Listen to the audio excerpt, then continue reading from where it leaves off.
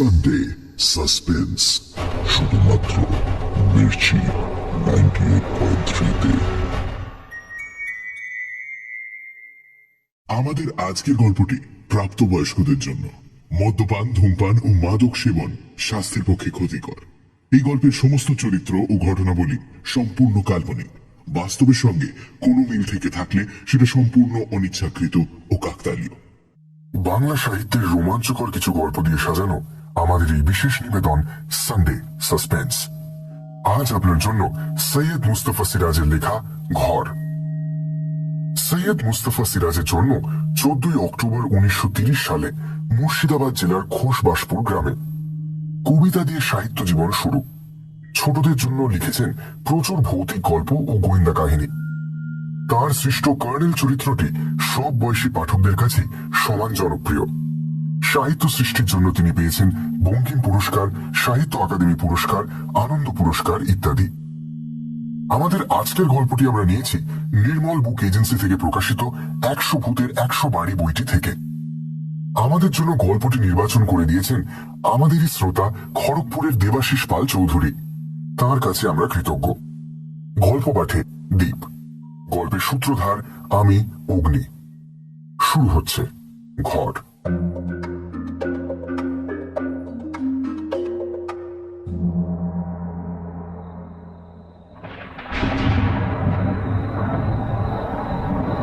একবার নয়, বেশ কয়েকবার দরজায় ধাক্কা দিচ্ছিল আর স্পষ্ট নাম ধরে ডাকাডাকি করছিল। ইয়াকুব, ইয়াকুব। সেই সময় মাঝরাতে, যখন বাতাসের তোলপাড় শুরু হয়েছে, যেন ছোট বড় সব রকম গাছপালা দুলতে লেগেছে চারিদিকে। ভাঙা দালানের কোনায় কোনায় ইঁদুরগুলো দৌড়ে যাচ্ছে। ইয়াকুব, ইয়াকুব। ইয়াকুবের বউ স্বপ্ন দেখে গোঙাচ্ছে। খরগোশ কিংবা শেয়াল একটা লাফ দিয়ে মেঝে পড়ল। পাটকাঠির বেড়ায় ঠাসা জানলাটা মরমর করে উঠল। আরে হে ইয়াকুব, ইয়াকুব। ইয়াকুব সরকারি লণ্ঠনটা তাড়াতাড়ি জেলে নিয়ে আগড় ঠেলে বেরিয়েছিল। বারান্দার নিচে সিঁড়ি দিয়ে নামলে যেসব পাথর বাঁধানো কবরগুলো পায়ের সামনে প্রতিরোধ হয়ে দাঁড়িয়ে ওঠে, ইয়াকুব বিড়বিড় করে গাল দিচ্ছিল তাদের ভূতগুলোকে। ইয়াকুব খাঁর পায়ে পায়ে কবর, ইয়াকুব খাঁর পায়ে পায়ে দোজক। কবরের ভেতরে দোজকের আগুন ঝলসে উঠছে। সেই আগুনে পা বাঁচানো কঠিন। ইয়াকুব অনেক সাবধানে হেঁটে ফটকের কাছে পৌঁছেছিল। ফটকটা তখনও নড়ে উঠছে, কিন্তু ভারী দরজার পাল্লা একটু ফাঁক করে আছে এমন কাউকে সে দেখতে পায়নি। ইয়াকুব মুন্ডুটা বাড়িয়ে এদিক ওদিক খুঁজেছিল। জমাট অন্ধকার, আকাশে নক্ষত্র জ্বলছে। সামনে ফাঁকা কিছু ঘাসের জমি, তার ওপারে জাতীয় মহাসড়ক। সবকিছু অন্ধকারের মধ্যে একাকার। ছোট বড় গাছপালার ঘন জঙ্গল আর পোকামাকড়ের ডাক। আর আশ্চর্য, একটুও বাতাস নেই। সবকিছু কেমন শান্ত আর স্পন্দনহীন। সেই দুনিয়ার কোনো চিহ্নই নেই আর, যে দুনিয়াটা প্রতি সকাল থেকে সন্ধে ইয়াকুব খাঁর মতো বুড়ো মানুষকেও কবর থেকে পালাতে বাধ্য করে। মহাসড়কের খানিক দূরে রেল লাইন সমান্তরাল। সেই সময় ট্রেনের শব্দ শোনা গেলে ইয়াকুব খাঁ স্টক বন্ধ করে ঘরে ফেরে। কানের ভুল হতে পারে, চোখের ভুল যেমন হয়, কিন্তু সেই ছেলেবেলা থেকে আজ অবধি এই বিরাট খসে পড়া নবাবী মসজিদ আর দালান বাড়ির উঁচু পাঁচিল ঘেরা কারখানায় তার জীবন কাটছে। তার বাপের কেটেছে, তার বাপের এবং তারও বাপের। ইয়াকুবকে কেউ ডাকেনি। সারাদিন ফটক খোলা থাকে, সবার জন্য দ্বার অবারিত। কত মানুষ আসে। মকসুদাবাদ রিয়াসতের খোজাদের কারখানা দেখতে আসে। হরেক রকম মানুষ, পুরুষ মানুষ, মেয়ে মানুষ, কত রকম গায়ের রং, জীবন্ত, ঝলমলে, তুখোড়, হল্লাবাজ। খোজা নবাব কি আমিরের সাদা টুটা পাথরের বাঁধানো কবরে বসে সিগারেট খায়। ফুল তুলে মেয়েরা খোঁপায় গুঁজে বেলেল্লাপনা করে। কুতকুতে চোখে তাকিয়ে দেখে বুড়ো খিদমতগার ইয়াকুব খান। রাগে গা জ্বালা করে। বেশর মরত অসহ্য লাগলে সে গোমরা মুখে বলেই ফেলে, আরে বহুত হো গয়া হুজুর, और কি দেখবেন এখানে, তো মামুলি কবরস্থান খোজা লোগো কা। অসহ্য, তবু ভালো লাগে। ভালো লাগে রাতের দিকে, যখন নির্জনতা থমথম করে, ঝিঝির ডাকে দিনের সেই দৃশ্যগুলো চোখের সামনে স্পষ্ট ভাসে। আহা, এই তো হচ্ছে জীবন।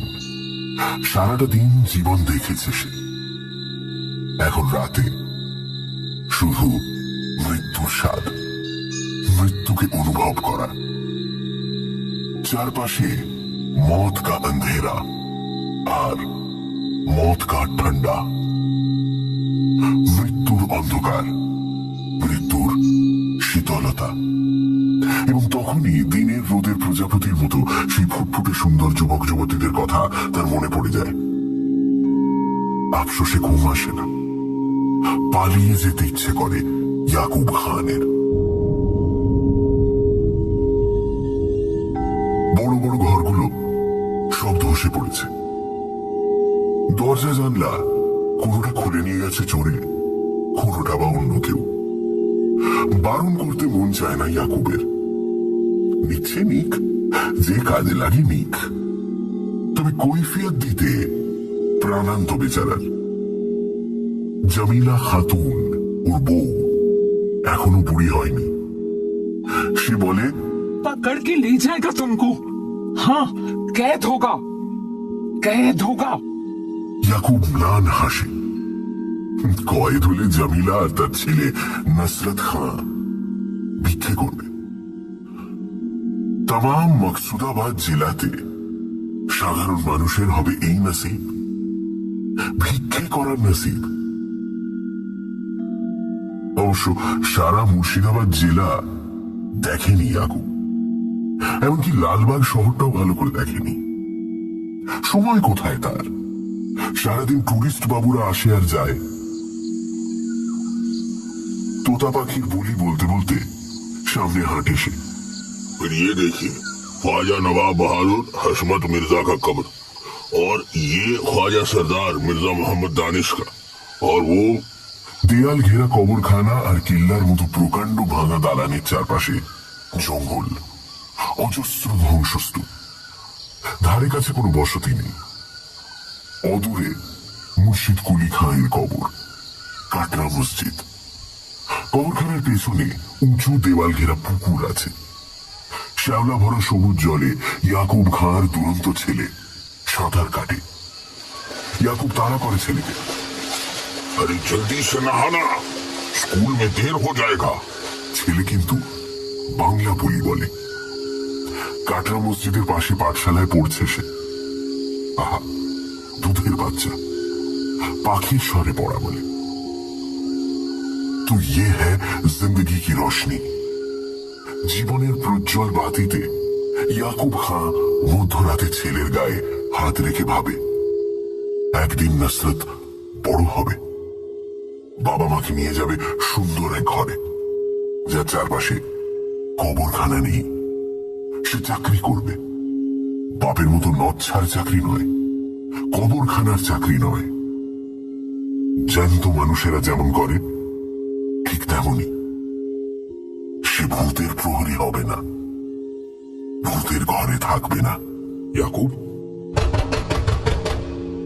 ইয়াকুব, তুমি ডাকলো কে?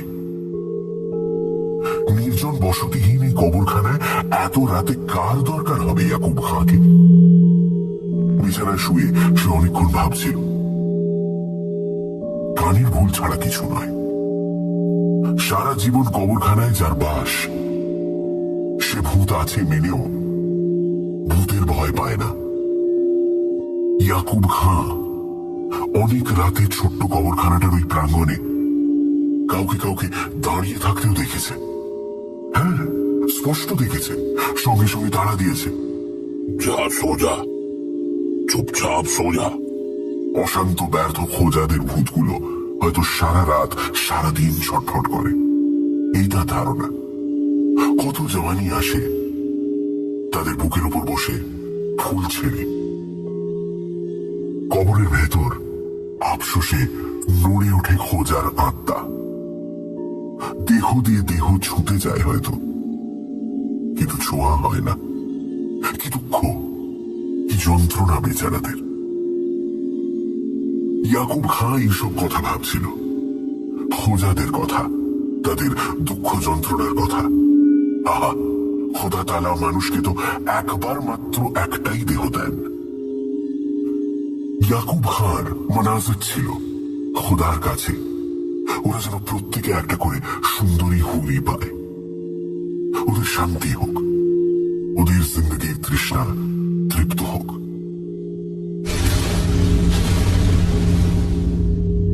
হঠাৎ অস্পষ্ট ধুমুর আওয়াজ হলো কোথা থেকে। ইট চুন বালি ঝরঝর করে খসে পড়ল। শিয়াল? তাই হবে। কিন্তু পরক্ষণে অস্পষ্ট কথাবার্তার আওয়াজ শুনে চমকে উঠল ইয়াকুব। ওদিকে সারবদ্ধ কারখানা ঘর আছে, কোনটি ছাদ আছে, কোনটি নেই। ভেতরে ঘাস আর আগাছা, কোথাও যদি বা শূন্য। সারা মেঝে জীবজন্তুর নাদি ছড়ানো। ইয়াকুব ফের বিকৃত মুখে উঠল। লণ্ঠনের দম বাড়িয়ে বেরোল সে। বারান্দায় দাঁড়িয়ে কান পাতল।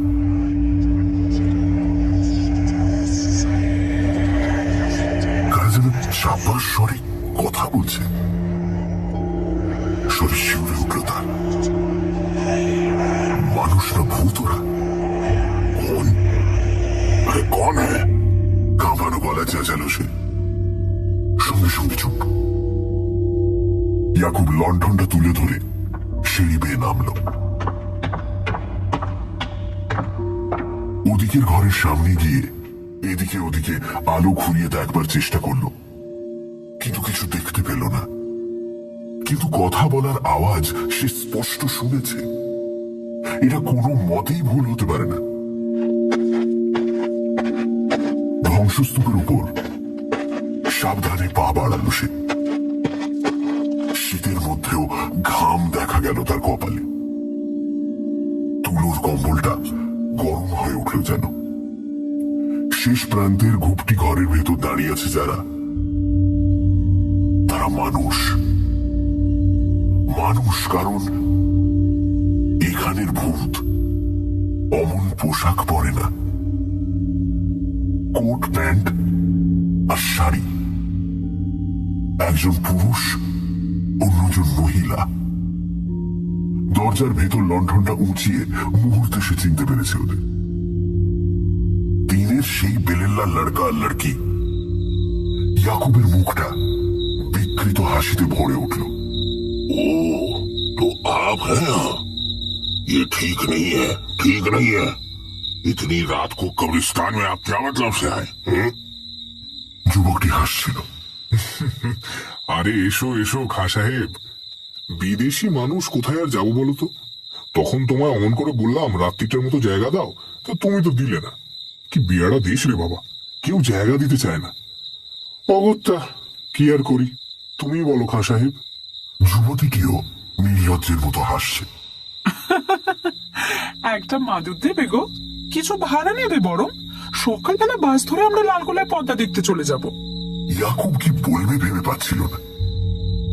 না, এমন কাণ্ড তার জীবনে কখনো ঘটেনি। দিনের বেলায় যে টুরিস্ট দলটি এসেছিল, একটু দেরি করে এসেছিল, সামান্য আগে। তাদের মধ্যে ছিল এই দুজন, যেন দলটাকে ফাঁকি দিয়ে এরা দুটিতে কেটে পড়বার মতলবে ছিল। কারণ এরা সবাই বেরিয়ে গেলে কবরের পেছনের ফুলের ঝোপ থেকে আচমকা এদের আবির্ভাব। 6টায় দেউড়ি বন্ধ করে দিতে হবে। ইয়াকুব সেই কথা বলাতেই ওরা রাতের আশ্রয় চেয়েছিল। থাকবার মতো জায়গা নেই। তাছাড়া ওদের কেমন বেলেল্লা মনে হয়েছিল তার। দলের আড়ালে পরস্পরে হাত ধরাধরি, এমনকি ঝোপের ভেতর চুমু খেতেও দেখেছিল সতর্ক ইয়াকুব। মানুষ এমন বেহায়া হতে পারে? ওরা যে স্বামী স্ত্রী নয় তা স্পষ্ট বুঝেছে ইয়াকুব। বাঙালি হিন্দু মহিলা সিঁথিতে সিঁদুর পরে। মেয়েটি সিঁথি লক্ষ্য করেছিল সে। সিঁদুর নেই। তাজ্জব।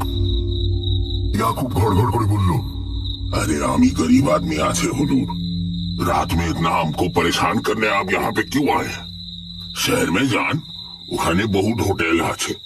शहर में बहुत भद्र आदमी भी আছে, सवाई जगह दिबे। कब्रिस्तान रात में रहने की जगह नहीं है। যুবকটি পকেট থেকে একটা 5 টাকার নোট বের করে বলল, এই যে ইয়াকুব খান, তোমার বকশিস। বড্ড বিপদে পড়েছি, তা না হলে কি আর এখানে আসি আমরা? তুমি ভেবে দেখো। বিপদটা কি ভেবে পাচ্ছিল না ইয়াকুব। 5 টাকা বকশিস। খবরখানায় এই প্রহরী যে টুরিস্টদের কাছে গাইড হয়ে ওঠে, তাকে বড় জোর 2-4 আনা কেউ কেউ দিয়ে যায় দয়া করে। আর এই 5 টাকা দিলে লালবাগের যে কোনো হোটেলওয়ালা ওদের থাকতে দিত। এই শীতে লেপ কম্বলও দিত। তবে কেন এই কবরখানায় থাকবার জেদ ওদের? সে বলল, कुछ समझ में नहीं आ रहा है बाबूजी। आप लोग होटल में जाइए। যুবতীটি ম্লান হাসল। এত রাত্রে ঠান্ডার মধ্যে তুমি তাড়িয়ে দিচ্ছ ইয়াকুব? তুমিও তো মানুষ। তর্ক করতে আর ভালো লাগছিল না ইয়াকুবের। সে বিরক্ত কণ্ঠে বলল, अरे ये कि আপনাদের মতন আদমির থাকার জায়গা হুজুর? হ্যাঁ, জঙ্গলি কবরস্থান সব হ্যাঁ, বাঘ भी আছে। কোনো খারাপ কিছু হয়ে গেলে আমার পরেশানি হয়ে যাবে। যুবকটি এবার গম্ভীর কণ্ঠে বলল, ঠিক আছে, আমরা কিন্তু থাকছি। পারো তো জোর করে বের করে দাও। কি নাছোড় বান্দা রে বাবা। ইয়াকুব গজগজ করতে করতে ঘরে এলো। গোল্লায় যা করা, তার কি গায়ের জোরে উঠে ওঠা যাবে না। জোয়ান লোক, জোর আছে গায়ে। ইয়াকুব বুড়ো হয়েছে। তাছাড়া চেঁচামেচি করে তো লাভ নেই। কে শুনতে পাবে? আশেপাশে কোনো বসতি নেই যে বিপদে আপদে লোকে সাহায্য পাবে সে। স্তূপগুলোয় সাবধানে পা ফেলে নামবার সময় হঠাৎ তার মনে হলো টাকাটা নিয়ে এলেই ভালো হতো। 5-5টা টাকা, মাসে 30 টাকা মাইনে পায় সে। এ বাজারে কি কষ্টে যে দিন কাটছে বলার নয়। জামিলা খাতুন শুনলে তাকে বকবে, তার আক্কেলে নিন্দে করবে। ওই টাকায় কালকের দিন কি পরের দিনটাও হেসে খেলে কেটে যেত। আফসোস লাগলো। নিজের ঘরের বারান্দায় এসে কিছুক্ষণ চুপচাপ দাঁড়িয়ে রইল ইয়াকুব খান। টাকাটা চোখের সামনে অন্ধকারে উড়ছে, যেন প্রজাপতির মতো, যেন গায়ে এসে ছুঁয়ে যাচ্ছে বারবার। তুলোর কম্বলটা গরম হয়ে উঠেছে। ফের গিয়ে বেহায়ার মতো চেয়ে বসবে নাকি? বরং বুদ্ধি জেগে উঠল ইয়াকুব খানের। বরং একটা কাজ করা যেতে পারে। বারান্দার এক কোণে পাটকাঠির বোঝা আছে একটা। জামিলা আশেপাশের এলাকা ঘুরে দিন মানে এগুলো সংগ্রহ করে আনে। এ তল্লাটে প্রচুর পাটের চাষ হয়, বা খালে ডোবায় চাষারা পাট পচতে দেয়। কিনারায় প্রচুর ভাঙাচোরা পাটকাঠি পড়ে থাকে। চুপি চুপি সেগুলো নিয়ে আসে গরিব দুঃখী মানুষেরা। ইয়াকুব খান খাঁটি মানুষ, চোর নয়, বদমাশ নয়। তার বউ চুরি করবে এটা সে অপছন্দ করে, কিন্তু উপায় কি? চোখে দেখেও সব মেনে নিতে হয় তাকে। এও সেই রকম। মেনে নিতে হবে ইয়াকুবকে। ওই মানুষ দুটিকে সে এক বোঝা পাটকাঠি দিয়ে আসবে, বলবে এর উপর শুয়ে ঘুমিয়ে পড়ুন। একটা বাড়তি মাদুর বা তাকিয়া থাকলে দিতাম, কিন্তু নেই। বউ যাও বা বনে বেঁচে আসে বাজারে। বড় কষ্টে বাস করছি হুজুর। হ্যাঁ, ওনাদের ঠান্ডাও লাগবে, কিন্তু কি করা যায়? ইয়াকুবের বাড়তি কম্বলও নেই একটা। কাঁথা আর চট আছে, বালিশ আছে। ঠিক আছে, একটা বালিশ ও ওদের দেবে, অথবা ওদের পছন্দ হলে ওর চটটা দেবে। নিঃশব্দ হাসিতে ইয়াকুবের তোবড়ানো মুখটা ফুলে ফুলে উঠতে লাগলো। গা জড়াজড়ি করে শুয়ে থাকবে দুজনে, আর তারপর বড় তাজ্জুব লাগে। এমনি করে বাচ্চারা জন্মায় পৃথিবীতে। দুনিয়ার বাচ্চা জন্মাবে বলে মানুষ নিরালা ঘর খুঁজে বেড়ায়। কেউ ঘর পায়, কেউ পায় না। ওরা পায়নি, তাই ওরা চলে এসেছে এই কবরখানায়। দিব, আমি ঘর দিব আপনাদের। हाँ, मौत के अंधेरे में जिंदगी का रोशनी जलाइए। তারপর পাটকাঠির বোঝা, নিজের বালিশ আর চটটা নিয়ে ইয়াকুব দরজার কাছে যেতেই হুড় করে উঠে বসে দুটি মানুষ।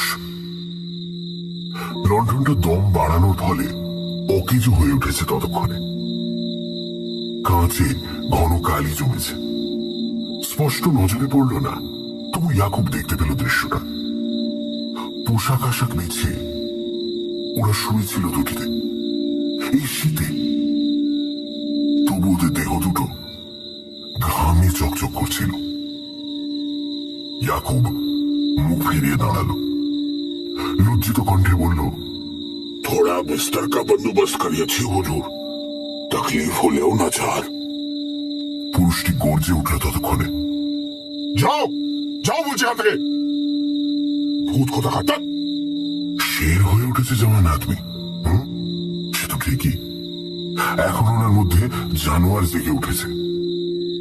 পুরো ইয়াকুবের পিঠে সে থাবা ফেলবে, তবু ইয়াকুব লুকিয়ে হাসছিল। बिस्तरा यहाँ থাকলো হুজুর, আমি যাই, আপনি আপনি আরাম সে সো যায়। না, বকশিসটার কথা এখন আর তোলা যায় না, উচিত নয়। জিনিসগুলো দরজার সামনে দুদ্দার করে নামিয়ে রেখে ব্যস্ত পায়ে চলে এলো সে। লণ্ঠনটা সাফ না করলে আর কিছু দেখতে পাবে না। বারান্দায় বসে ফু দিয়ে আলো নিভিয়ে ফেলল সে। মুহূর্তে সারা কবরখানা ঘন অন্ধকারে ঢেকে গেল। উলুঙ্গি হাতড়ে একটা নেতা বার করে আনলো সে। কাঁচ ঠান্ডা হওয়ার অপেক্ষায় বসে রইল। সামনে বারান্দার নিচে হোজাতের কবর। সেদিকে তাকিয়ে থাকতে থাকতে তার মনে হলো প্রতিটি কবরে ভূতগুলো দেহ পাওয়ার জন্য ছটফট করছে।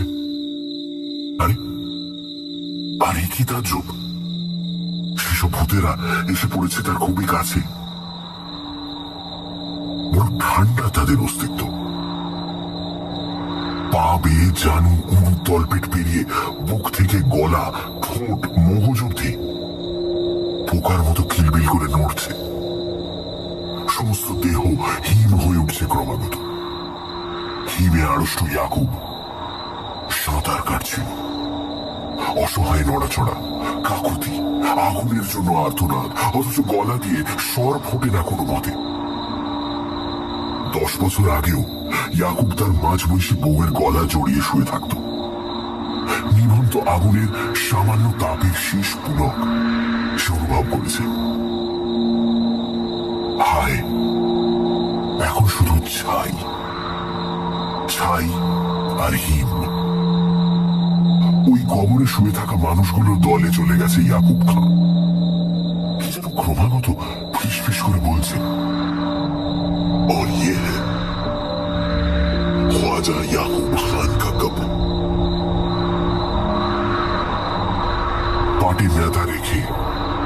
দাঁড়ালো সে।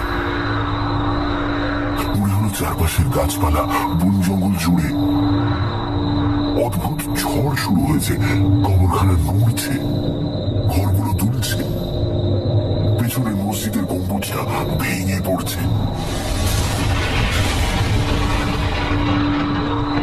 দুনিয়া চমচির হয়ে যাওয়ার মতো এক প্রচন্ড আলোড়ন অন্ধকার রাতটাকে তছনছ করে ফেলছে।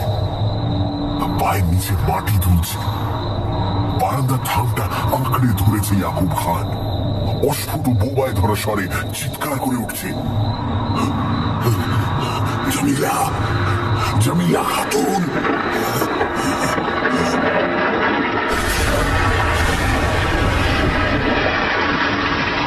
তখনই ভয়ঙ্কর আওয়াজ হলো খুব কাছে। 250 বছরের কবরখানায় অবশিষ্ট জীর্ণ দালানটা হঠাৎ ধসে গিয়ে দক্ষিণে ঢাকা আকাশটা খুলে দিল। ধুলোর ঝড়ে ভেসে চলেছে ছোট বড়, উজ্জ্বল অনুজ্জ্বল অজস্র নক্ষত্র। হয়তো জামিলাই চেঁচিয়ে উঠেছিল, তফাৎ যাও, তফাৎ যাও, তফাৎ যাও।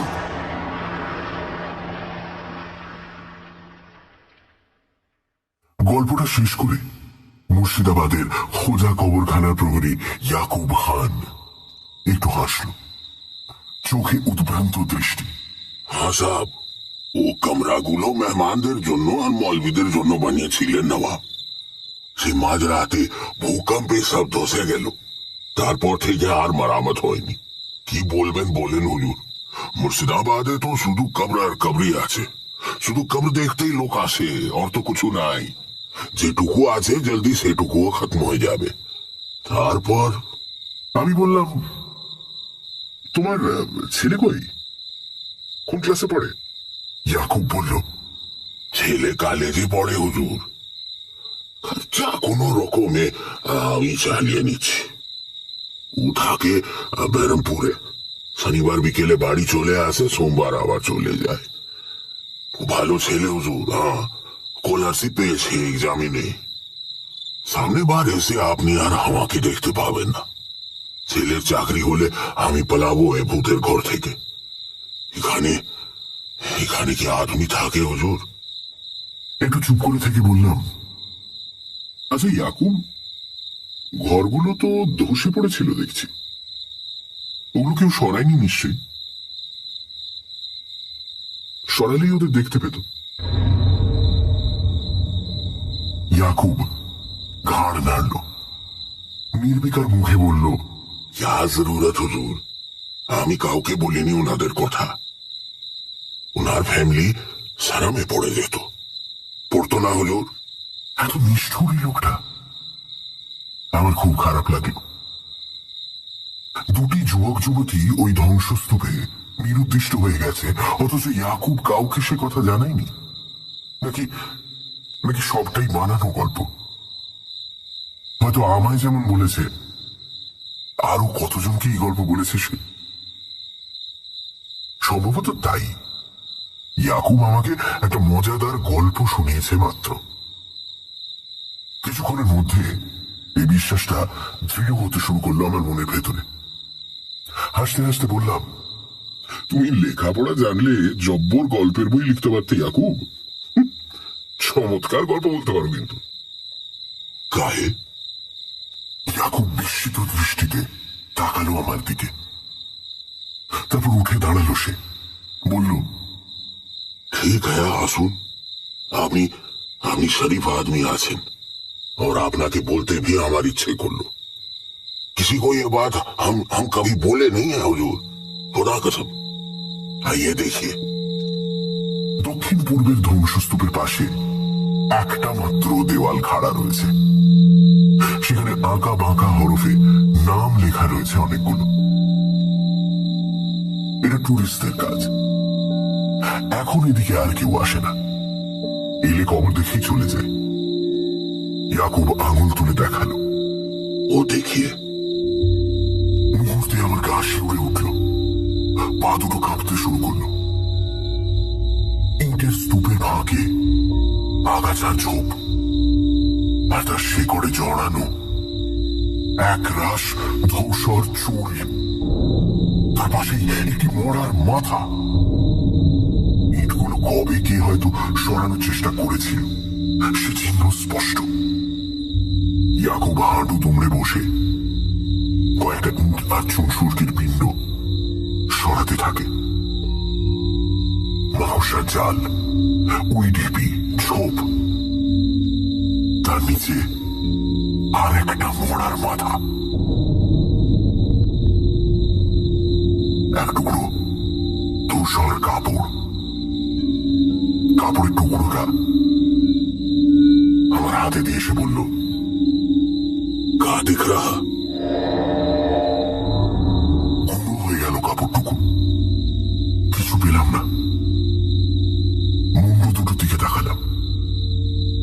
দেহের জন্য রক্ত, মাংস, বাসনা, কামনা, প্রেম, ভালোবাসার জন্য একটু গভীর আকুতি আমাকে অস্থির করে তুলেছিল। দৌড়ে পালিয়ে যেতে ইচ্ছে করছিল, কিন্তু পারিনি। সযত্নে ঢেকে দিল ইয়াকুব। তারপর হাত দুটো ঝেড়ে উঠে দাঁড়ালো। সাদা ভুরু, সাদা গোঁফদাড়ি, তোবড়ানো বিবর্ণ মুখ, আর চোখের কোণায় পিছুটি ছাপিয়ে জল ঝরছে। দাড়ি ভিজে যাচ্ছে বুড়ো প্রহরীর। ये अफसोस जिंदगी का। आदमी इसी तरह घर ढूंढ रहा है दुनिया में। या खुदा, ঘর। মানুষ জন্ম দিতে চায় বলে, মানুষ জন্মাবে বলে, মানুষ ঘর খুঁজে পেয়েছে। নিভৃত নির্জন ঘর, প্রকৃতির গভীরে, যেখানে উইডিপি, ব্যাঙের ছাতা, ঐতিহাসিক পুরনো দালান। তবু কেউ পায়, কেউ পায় না, আর কেউ পেয়েও সব হারায়। বললাম, চলি ইয়াকুব, 3টে ট্রেন। সে মুহূর্তে ঘরের জন্যই আমার মনে তাড়া লেগেছে।